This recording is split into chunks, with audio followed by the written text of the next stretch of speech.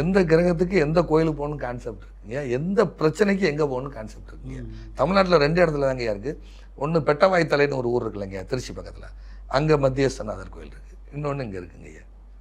ஒவ்வொரு இடத்துலையும் அந்த அந்த கிரக சேர்க்கை, அந்த காம்பினேஷனு, இதுக்கு எங்கே போனால் காம்ப்ரமைஸ் ஆகும். ஏன்னா 2 பேருமே காம்ப்ரமைஸ் ஆக மாட்டுறாங்க.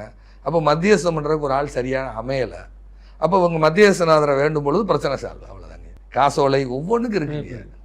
2 பேருக்கு பிரச்சனை சரி வரலன்னா போக வேண்டிய கோயில் இது மத்தியஸ்தநாதர். இது சொத்து பிரிக்கிறதுக்கும் அவரை பயன்படுத்தலாம். மத்தியஸ்தநாதரை பார்க்கலாம்.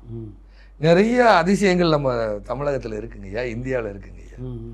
இந்த மாதிரி கோயில்கள்லாம் நிறையா இருக்குங்க, அபூர்வமான கோயில்கள்லாம் இருக்குங்க. சொத்து பிரச்சனை வந்ததுன்னு வச்சுக்கோங்க, சரிங்க, அவங்க போக வேண்டிய கோயில் தானா இல்லை அதுக்கு வேறு கோயில் இருக்கா? இல்லை, அவங்க கிரக சேர்க்கை என்னங்கிறத வச்சு எடுக்கணுங்கய்யா.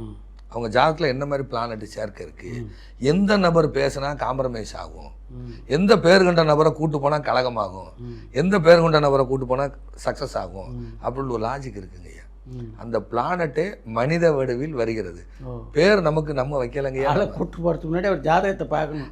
ஆமாங்கய்யா, ஜாதகத்தை பார்த்து இந்த அளவுக்கு கூட்டு போய் பிரச்சனையாச்சா, ஆமாங்க அவன் தான் எக்ஸ்ட்ரா பேசி பிரச்சனையாக்கி விட்டு போயிட்டான் அப்படின்வாங்க. ஒரு ஜாதகத்தில் வாங்கிட்டு தனுஷ்கோடி என்னாச்சுங்கிறவரை கூட்டு போனீங்களா, ஐயோ தனுஷ்கோடி கூட்டு போதே பெரிய பிரச்சனையாகி போச்சுங்கிறாரு. சொத்து பாகம் இருக்கிறது இங்கே சென்னையிலங்கய்யா, மணலியில் சென்னை மணலி இருக்குல்லங்கய்யா, அங்கே தனுஷ்கோடிங்கிறவரை கூட்டு போனீங்களா, தனுஷ்கோடிங்கிற மச்சான் தான் ஏற்கனவே ஏடாவிடம் பிடிச்சாலு, நான் கூட்டு போயிட்டேன்.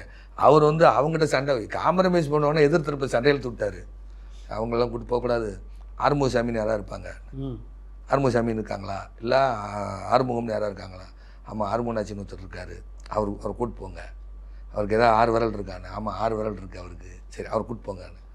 அதுக்கப்புறம் தான் போய் பேசி பிரச்சனை காம்ப்ரமைஸ் ஆகி சொத்து பாகம் பிரிச்சிருக்காங்க ஐயா. இங்கே மணலியில் ஐயா, அது ஒரு ஹார்ட்வேர் கடை வச்சுருக்கிறவங்க ஐயா. அவங்க மணலியில் ரெட் ஹில்ஸ்லாம் வச்சுருக்காங்க.